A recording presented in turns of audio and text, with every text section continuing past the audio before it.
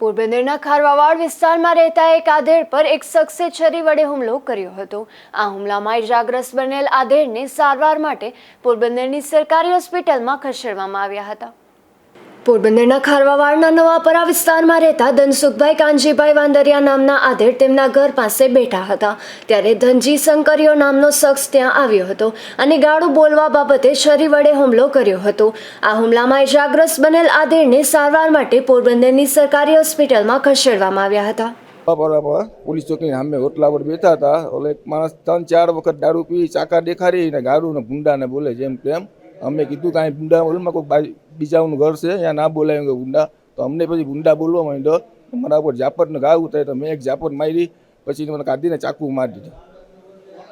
ધનજી શંકરિયો કંપાઉન્ડમાં રહેશે। આ આધેડે આ શખ્સને ગાળો બોલવાની ના પાડી હતી, જેના બંદૂકને લઈને આ હુમલો કર્યો હોવાનું યુવાને આક્ષેપ કર્યા હતા। અશોક ધાનકી, ગુજરાત ન્યૂઝ, પોરબંદર।